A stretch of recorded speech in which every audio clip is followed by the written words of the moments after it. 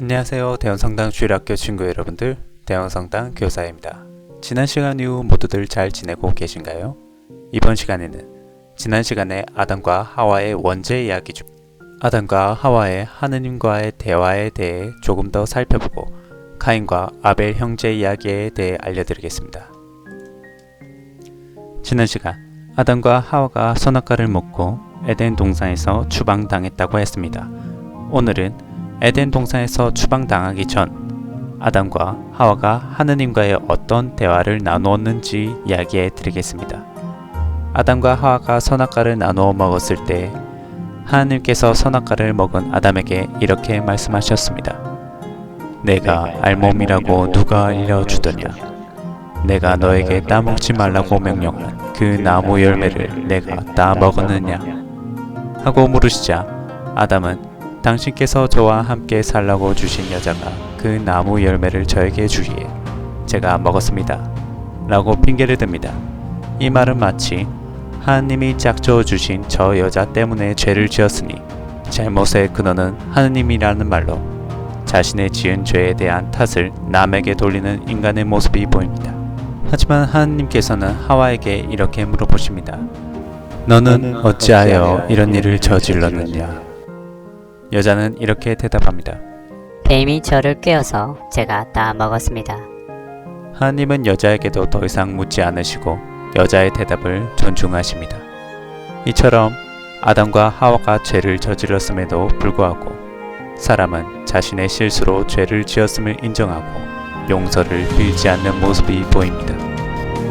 하지만 하느님께서는 곧바로 그들을 심판하지 않고 변화할 수 있는 기회를 주시며 어느 것도 강요하지 않고 그냥 말을 받아주십니다. 이는 인간에게 자유를 주셨기 때문입니다. 하느님께서는 우리의 대답을 존중하십니다. 하지만 뱀에게서는 변명할 기회를 주지 않고 곧바로 형벌을 선고하셨습니다. 뱀은 다른 피조물에게 죄악을 일으킨 장본인이기 때문이었습니다. 창세기 때부터 시작되는 인류 구원에 대한 하느님의 사랑의 역사는 여기서부터 시작이 됩니다.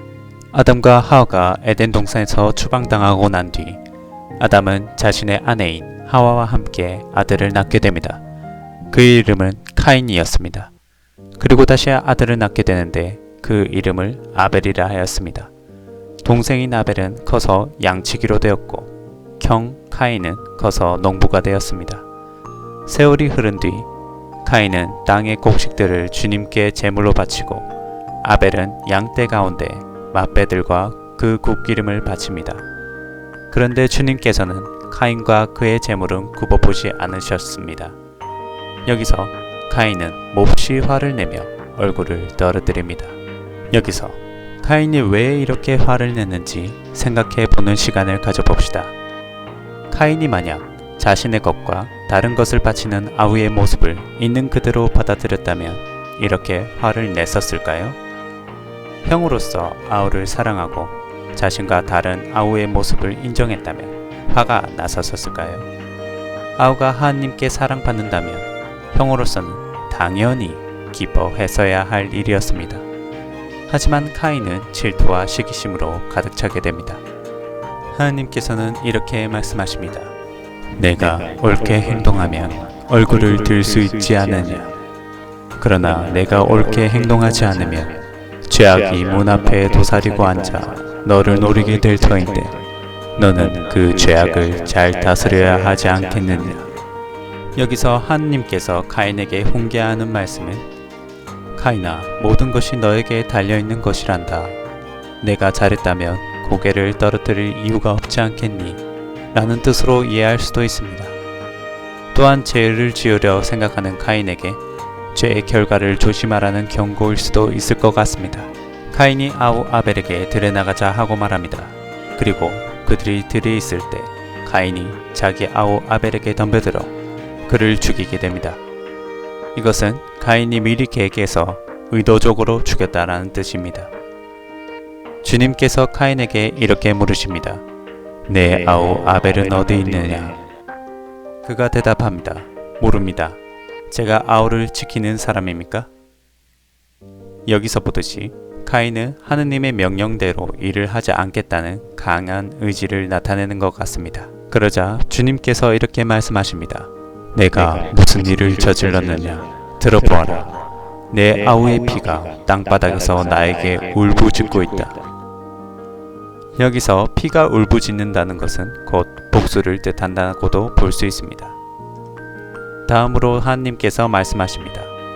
이제 너는 저주를 받아 입을 벌려 내 손에서 내 아우의 피를 받아낸 그 땅에서 쫓겨날 것이다. 내가 땅을 붙여도 그것이 너에게 더 이상 수확을 내주지 않을 것이다. 너는 세상을 떠돌며 헤매는 신세가 될 것이다. 여기서 아우의 피를 흘린 카인이 저주를 받았듯이 사람을 죽이는 자는 저주를 받는다는 것을 볼 수 있습니다. 카인이 주님께 아뢰었습니다. 그 형벌은 제가 짊어지기에 너무나 큽니다. 당신께서 오늘 저를 이 땅에서 쫓아내시니 저는 당신 앞에서 몸을 숨겨야 하고 세상을 떠돌며 헤매는 신세가 되어 만나는 자마다 저를 죽이려 할 것입니다. 주님께서 그에게 이렇게 말씀하십니다. 아니다. 카인을 죽이는 자는 누구나 7곱절로 안갚음을 받을 것이다. 그런 다음 주님께서는 카인에게 표를 찍어주셔서 어느 누가 그를 만나더라도 그를 죽이지 못하게 하셨습니다.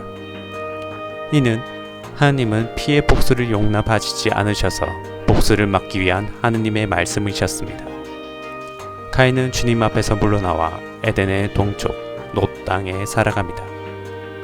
카인의 모습에서 보듯이 시기하는 잘못된 자기 자신을 살피기보다는 그 마음속에 시기심을 키웠기 때문에 제가 그 안에 들어오게 된 모습을 볼 수 있습니다.